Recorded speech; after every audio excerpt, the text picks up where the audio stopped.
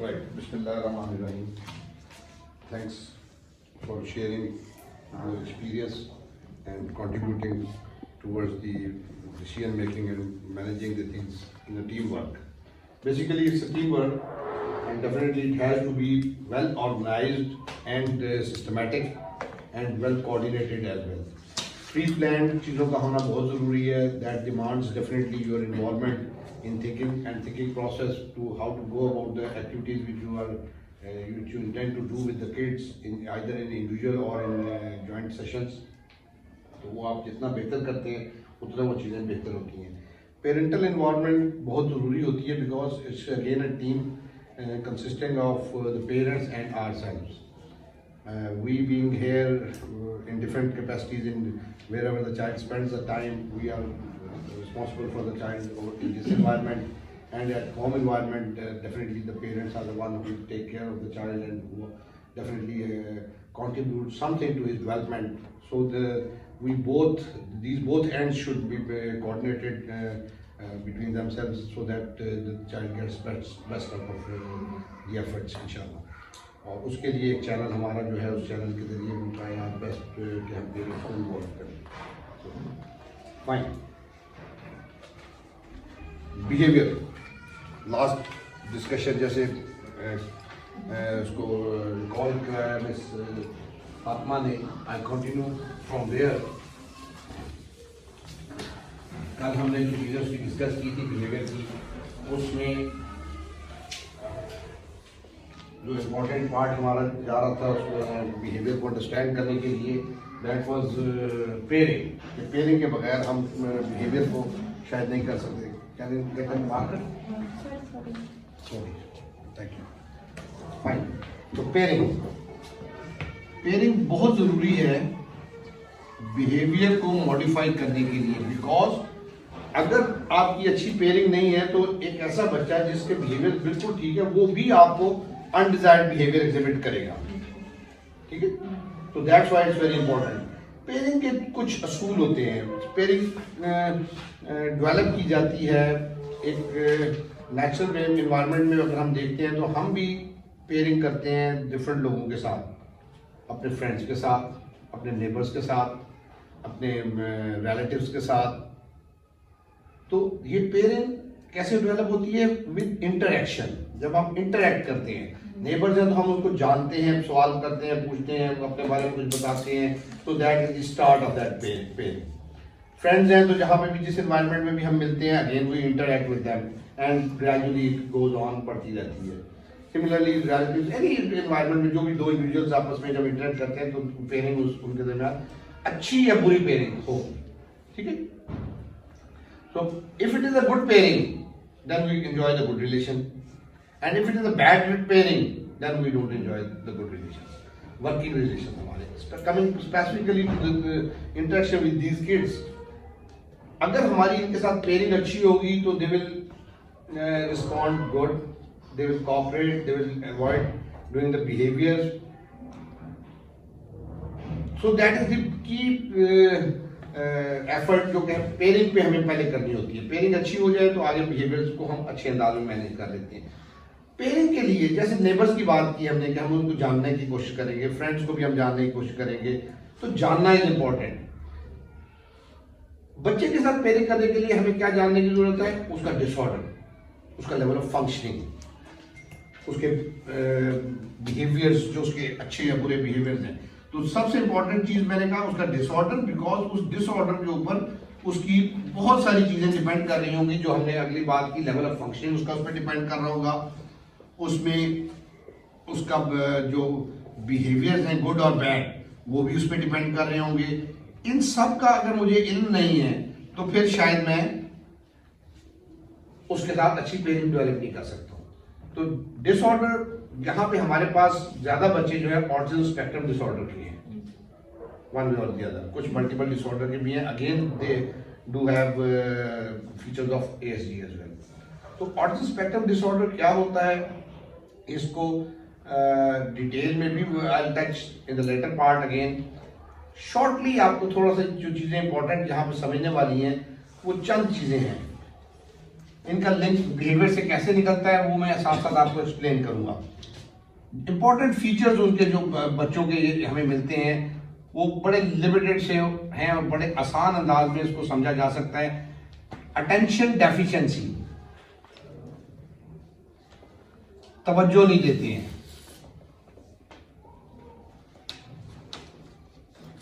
Lack of processing,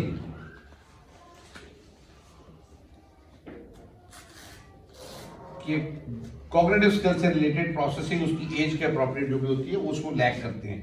then they have repetitive behaviours,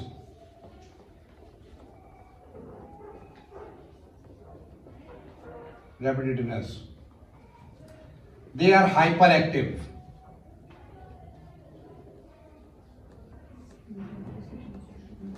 they lack in communication,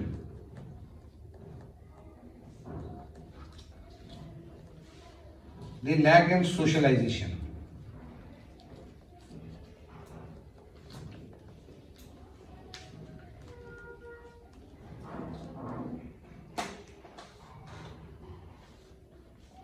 ये बुनियादी features हैं जो कि हमें इन तमाम बच्चों में मिलते हैं। आप किसी भी बच्चे की बात कर लें, even a child with very high level of functioning के हवाले से भी अगर हम बात करें तो उसके अंदर भी इनमें से कुछ ना कुछ चीजें हमें मिलेंगी। और DSM-5 में ये सब किसी न किसी हेडिंग के अंदर आ जाती हैं। ADHD में आए या AD में आए, सोशल कम्युनिकेशन डिसऑर्डर में आए, जिसमें भी आए, आपको कहीं ना कहीं ये चीजें मिलती हैं। We are talking of the spectrum. तो हमारे पास बहुत हाई फंक्शनिंग बच्चा कौन है? Ali Ali Ali okay, Ali one big one, okay. Yusuf ठीक है। आयशा का नाम क्यों नहीं ले रहा कोई? आयशा नहीं, उससे बेहतर वाले में आती है नहीं? आयशा बिहेवियर्स में आती है, वैसे बिहेवियर्स में आती है, उसकी सोशलाइजेशन एकेडमिक्स में नहीं। बासिम आता है, गुड।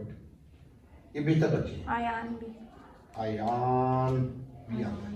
अच्छा अच्छा, ये मैंने आयशा का नाम क्यों लिया, आप लोगों ने दूसरे नाम क्यों लिए? This is difference. अली की बात करें, अव्याद, अयान, इन सब के बिहेवियरल इश्यूज ज्यादा हैं आयशा से। आयशा के बिहेवियरल इश्यूज नहीं है। जब वो बिहेवियरल इश्यूज हैं तो फिर बाकी जो स्किल्स, लेवल ऑफ फंक्शनिंग की चीजें हम बात करते हैं, जो भी बात हो, कम्युनिकेशन हो, सोशलाइजेशन, एकेडमिक्स, जो भी हो, वेयर डज दैट गो? उसका क्या फायदा है? To me the good child is having less behaviours, odd ones, only then he can improve and learn. फिर उसके ये एरियाज इंपॉर्टेंट वाले जो है एजी फीचर्स कवर होने आसान होंगे अगर उसके बिहेवियर्स कम होंगे, ऑड बिहेवियर। तो बिहेवियर, अगर ये चीजें जब नहीं बेहतर हम कर सकते, जब उसकी ये चीजें लैक करता हो बच्चा, तो फिर बिहेवियर उसके ज्यादा होंगे। दैट्स व्हाई मेरे ज़हन में जो बच्चे का नाम आया वो नाम आया जिसके बिहेवियरल इश्यूज कम है। अब उसको सिखाना आसान है, उसकी अटेंशन लेना आसान है, उसको प्रोसेस करवाना आसान है, उसकी रेपिटेटिवनेस को रोकना आसान है, उसके हाइपर एक्टिविटी को कंट्रोल करना आसान है। इन कंपैरिजन देख सोचते रहे आप साथ साथ, अली के साथ, दूसरे के साथ, जो नाम आप लोगों ने लिए, उसको कम्युनिकेट करना आसान है, उसको सोशलाइज कराना आसान है। सो कंक्लूजन क्या निकला? Behaviour is most alarming thing which should be focused. जब ये चीजें नहीं होती हैं तो उसका रिजल्ट क्या निकलता है? बच्चे की बेसिक स्किल्स मिसिंग होती हैं। Basic skills, pre learning skills, pre speech skills को कहता है, कोई प्री लर्निंग स्किल्स कहता है, डिफरेंट। प्री लर्निंग स्किल्स जब उसकी मिसिंग होती हैं, प्री लर्निंग स्किल्स में क्या चीजें आती हैं इंपॉर्टेंट? सिटिंग, अटेंशन, अटेंशन में आई कांटेक्ट भी आ गया,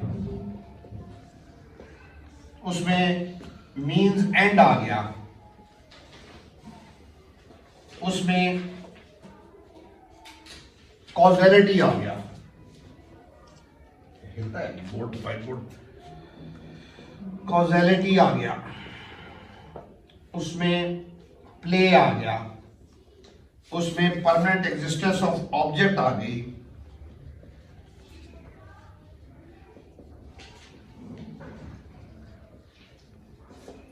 उसमें सोशल इंटरेक्शन आ गया, उसमें मोटर स्किल्स आ गई,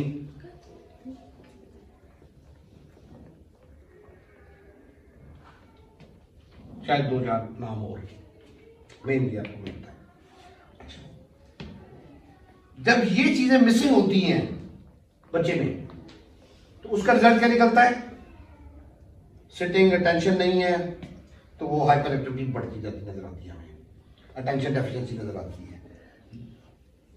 कॉजेलिटी, कॉज एंड इफेक्ट नहीं आता, कम्युनिकेशन वीक होता जाता है। This is link, communication weak होता जाता है, मींस एंड नहीं आता, रेपिटेटिवनेस बढ़ती जाती है, can not stop, where to end, continuous चलता रहता है। सोशलाइजेशन, प्ले नहीं आता, सोशलाइजेशन नहीं आती, परमानेंट एग्जिस्टेंस ऑफ ऑब्जेक्ट नहीं आती, बिहेवियर में ऑब्सेशंस में चला जाता है, प्रोसेसिंग में इफेक्ट आ जाता है। With me? तो मतलब ये हुआ कि ये जो स्किल्स हमने बात की है, जिसको मैं प्री लर्निंग स्किल्स कहता हूं, ये अगर हम बच्चे को सिखा देते हैं,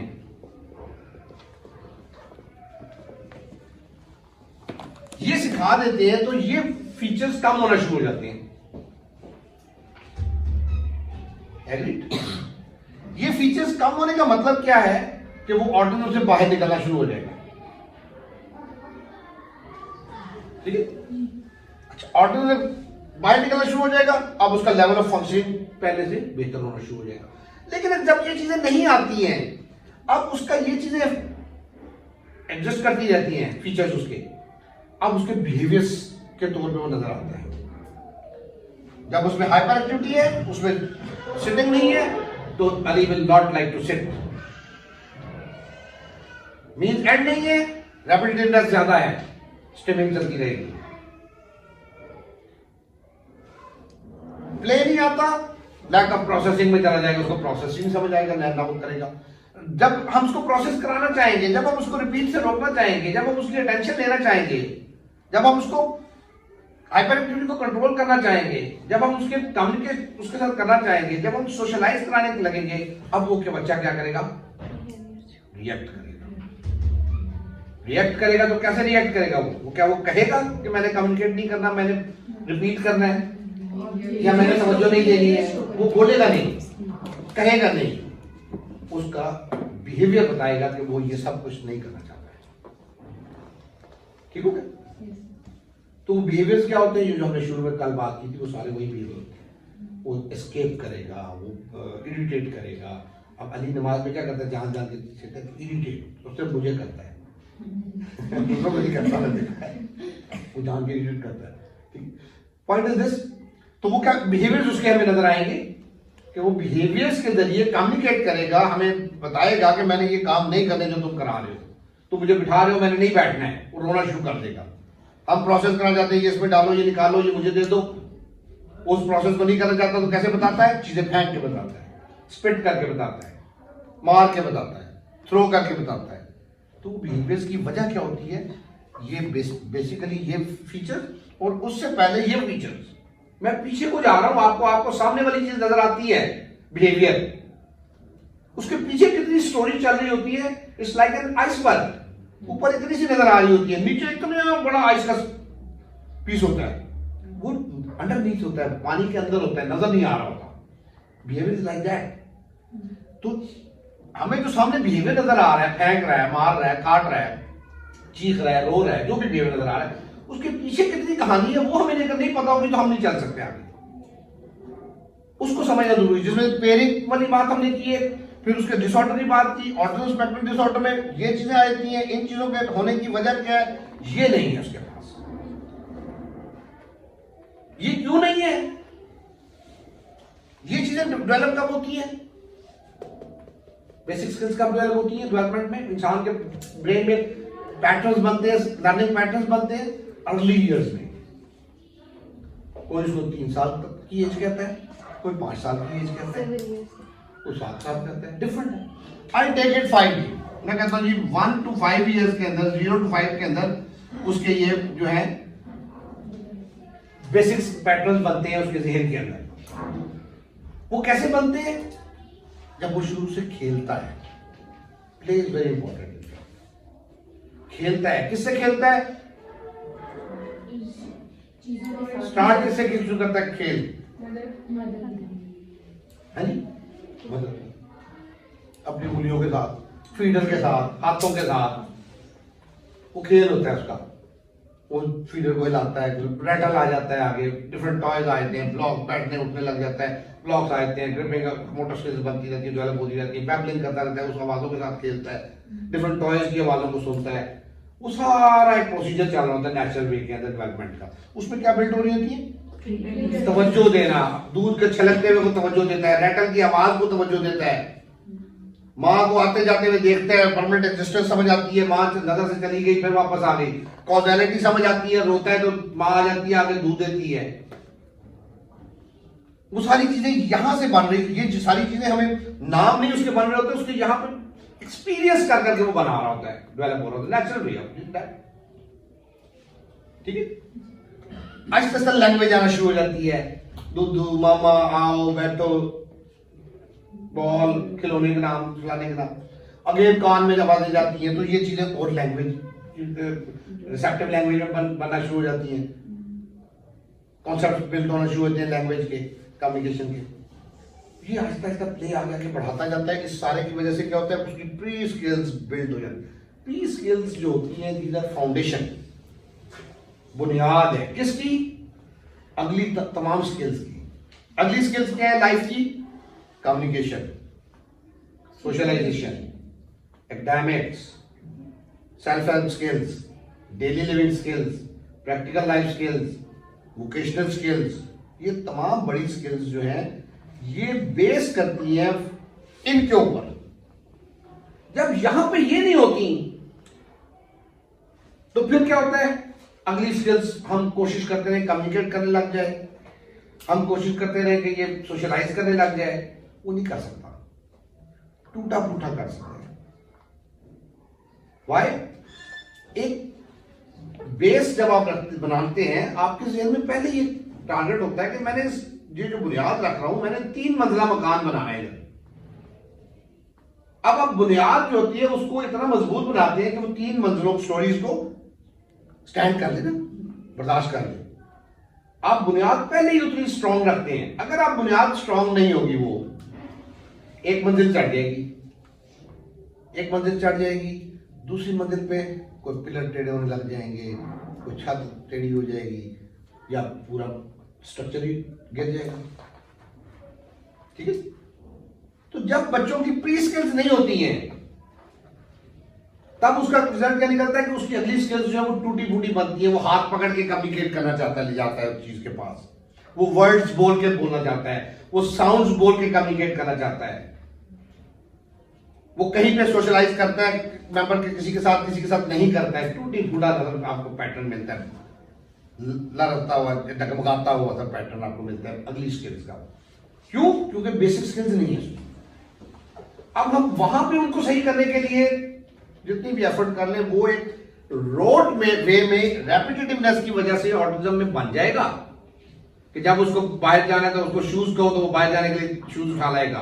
वो एक रेपिटेटिव वे बन जाएगा, एप्रोप्रिएट नहीं बनेगा, अंडरस्टैंडिंग वाला नहीं बनेगा। क्यों? क्योंकि उसके पास बेसिक अंडरस्टैंडिंग ही कोई नहीं है, बेसिक नहीं उसकी। और जब ये नहीं होगी, उधर से वो फीचर्स उसके स्ट्रांग होंगे। ये फीचर्स डेवलप कैसे होते हैं, वो एक अलग ट्रिगर कैसे होते हैं, वो उसमें जंक फूड और उसका रोल है, क्या नाम है इसका, स्क्रीन का। वहां पे एक ही चीज देखते रहते हैं, एक ही आवाज सुनते रहते हैं, तो वो यहाँ पे जो रैंडम उसको स्टिमुलेशन ब्रेन को मिलनी होती है, डिफरेंट आवाजों की, डिफरेंट चीजों के नजर आने की, डिफरेंट चीजों के टच होने की, वो प्ले के बजाय उस तरफ उसको उसने जो गैजेट था उसने उसका पैटर्न ऑफ लर्निंग यहाँ पे इसके बजाय क्या बना दिया, to repeat the things, because what he saw is was all repetition. ठीक, वो क्या कोई नीज एंड टोज, एक ही एक्शन, उसको नीज का पता, वैसे पूछो नीज का है तो वो नहीं बता पाएगा, पॉइंट सुन लो पूरी सुना देगा। That's a repetitive way of expressive language, communication, ठीक है, स्पीच की। लेकिन उसको समझ नहीं है उसकी, क्योंकि उसकी बुनियाद नहीं है, इसलिए नहीं है। अटेंशन क्यों नहीं देता? क्योंकि उसका पैटर्न ही बना कि एक चीज पे अटेंशन देनी है, इर्द गिर्द क्या और उसमें अटेंशन नहीं देनी है। उसका सेंसरी प्रोसेसिंग इफेक्ट हो गया, देख देख के रेपिटेटिवनेस है, देखता रहा सेंस ऑफ साइट स्ट्रांग हो गया। वो देखने वाली चीज को जब उसको हाथ पकड़ के ले जाते हुए नजर आते हैं कोई, तब उसको यकीन होता है कि मेरा कम्युनिकेशन हो गया। उसको ऑडिटरी पे यकीन नहीं होता कि मैंने बोल के कहूंगा। बोल सकता है, बोलता फिर भी नहीं है। क्यों? क्योंकि रेपिटेटिवनेस की वजह से अगर नहीं बोला है तो वो बोलने को ना बोलने को रिपीट करता रहता है। कितने बच्चे अचानक वर्ड बोल देंगे ये अरे हम हमारे पास है, बोलता है आपके पास किसी के पास है जी? वो फ्रेज और सेंटेंस भी बोल रहा है, बिलीव यू मी। मैंने नहीं सिखाया उसको, मैंने नहीं सिखाया। आज मैंने बोला दिस इज हॉर्स, तो साथ कहता है हॉर्स। तो वो क्या हुआ उसको, हमने इन एरियाज पे काम किया, उसके पे अटेंशन पे इस पे हमने काम किया, ये वाले पे ये बिल्ड किए। नॉर्मल बच्चे को कोई भी बोलना नहीं सिखाता। अल्लाह ताला का निजाम क्या है, वो ये चीजें उसकी बिल्ड होती है नेचुरल वे के अंदर। वो सराउंडिंग से इनपुट स्टिमुलेशन मिलती रहती है, वो बोलना शुरू कर देते हैं। तो इन बच्चों को फिजिकल इश्यू नहीं होता बोलने के हवाले से। फाइन, अच्छा। अब जब ये चीजें नहीं होती, ये चीजें स्ट्रांग होती रहती हैं उनकी ओवर द पीरियड, जिस एज में भी वो आए। हमने कहा इस स्टेज के अंदर वो डेवलप हो जाती है, पैटर्न बन गए। अब उनको ब्रेक होने के लिए भी हमें एफर्ट टाइम चाहिए। जब हम ब्रेक करने की कोशिश करते हैं, जब हम अटेंशन लेने की कोशिश करते हैं, जब हम उसको बिठाना चाहते हैं, तवज्जो देना चाहते हैं, फोकस करवाना चाहते हैं, जब हम उसको प्रोसेस कहते हैं, इंस्ट्रक्शन पे ये डालो, ये निकालो, ये करो, जो भी प्रोसेस है, जब हम उसको रिपीट नहीं करने देते, जब हम उसकी हाइपर एक्टिविटी को कंट्रोल करते हैं, हम कहते हैं स्लो करना है, उसको तकलीफ होती है, वो प्रॉब्लम में चला जाता है। वो बड़ा नेचुरल उसका प्रॉब्लम है, बिल्कुल सही है। उसकी मर्जी के खिलाफ हो रहा है। जो उसका पैटर्न बन गया है यहाँ पे पहले सालों के अंदर, हम उसके अगेंस्ट उसको चला रहे हैं, तो वो रिएक्ट जरूर करेगा। Be sure, be ready for that behaviours. बिठाते हैं तो बैठना नहीं चाहता, अब वो तंग होगा ना। तंग होकर वो क्या करेगा? आप क्या करते हैं तंग हो जाते हैं तो? जब आप किसी चीज से तंग होते हैं आप क्या करते हैं? गुस्सा करते हैं, ठीक है। गुस्से में क्या करते हैं? शाउट करते हैं। और क्या करते हैं? गुस्से में और गुस्सा आ जाए, रोते हैं। और क्या करते हैं? मारते भी हैं, डरते रहना ना। फाइन। और क्या करते हैं? चीजें फेंकते हैं, अपने सर पे भी मुक्का मारते हैं। गुस्सा आता है ना। आपको गुस्सा कब आता है?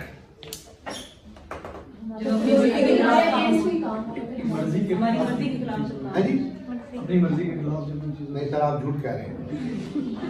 आपकी मर्जी के खिलाफ कितने काम हम यहाँ से देते हैं? आपने गुस्सा का इजहार ही नहीं किया मुझे। ऐसी बात नहीं है सर। जब आपकी मर्जी के खिलाफ कितने काम होते हैं यहाँ पे? डेली रूटीन की बात करें, होते हैं ना। तो आप तो नहीं, रोते हुए मैंने नहीं देखा आप में से किसी को भी, चीखते हुए नहीं देखा मैंने किसी को, मारते हुए नहीं देखा मैंने किसी को। बर्दाश्त करते हैं। आपको ये गुस्सा कब आता है? जब एक आपका पैमाना लबरेज हो जाता है, तब आप जाकर रोएंगे, चीखेंगे, मारेंगे, सब कुछ करेंगे। उस वक्त तक आप बर्दाश्त करेंगे, ठीक है। इनके अंदर बर्दाश्त नहीं होती। क्यों नहीं होती? क्योंकि इन्होंने खेला नहीं होता। खेल बर्दाश्त पैदा करता है, खेल टॉलरेट करना सिखाता है। जब हम उसको कहते हैं मेरी बारी, उसका दिल कर रहा है अपनी बारी खुद करने को, वो अट्रैक्ट कर रहा है टॉय उसको, मैं कहता हूँ मेरी बारी, अब उसको बर्दाश्त करना पड़ेगा मेरी बारी को। वहां पे वो बर्दाश्त बनता है। तो इस तरह आपने जैसे कहा कि आप यहाँ पे गुस्सा तो आता है आपको भी, दिल में गालियां देते होंगे मुझे, ऊपर नहीं देते, टॉलरेंस है ना, बर्दाश्त है। तो पॉइंट इज दिस कि उनमें वो बर्दाश्त नहीं है। क्यों नहीं है? Because there these skills are not there. तवज्जो लेना चाहेंगे, ये सारे फीचर्स के अगेंस्ट जब हम काम करेंगे, इनके अगेंस्ट काम करेंगे तो तभी बेहतर होंगे ना। इनके अगेंस्ट का अटेंशन नहीं देनी सिखाएंगे तो वो तो बेहतर कोई नहीं होगा। उसको प्रोसेसिंग नहीं सिखाएंगे तो वो प्रोसेसिंग कैसे सीखेगा? वो रेपिटेटिवनेस में काम करना चाहता है, उसको ब्रेक नहीं करेंगे तो कैसे सीखेगा? वो तो एक ही काम है कि एक ही अंदाज में दोहराना चाहता है, और वो जब दोहराने का मौका नहीं मिलता तब उसको गुस्सा आता है, तब वो रिएक्ट करता है। रिएक्शन में सारे बिहेवियर्स होते हैं। बिहेवियर समझ आ रहा है? तो बिहेवियर के पीछे ये कहानी है। इसको समझे बगैर हम बिहेवियर को नहीं लेके चलते। अब प्रैक्टिकल सिचुएशन में आ जाए। इब्राहिम कल आया, डे 1 था, देखी वीडियो उसकी किसी ने? इब्राहिम को कौन सेशन सुपरवाइजर कौन है? अभी भी उसका साइन हुआ ना। तो किसी ने बैठता नहीं, जी सर। मैंने पकड़ के बिठाया, रोना चीखना ये वो सारा उसने किया। अब मुझे पता था कि ये रो क्यों रहा है, मैंने उसके रोने पे कुछ तवज्जो नहीं दी, मैं अपना काम कर रहा था। पकड़ के हेल्प से प्रॉम्प्ट से डलवाना निकालना डिस्ट्रैक्ट करना ये सारे फार्मूले में लगाता रहा, जो बिहेवियर के फार्मूले में पता है ना वो सारे मैं लगाता रहा।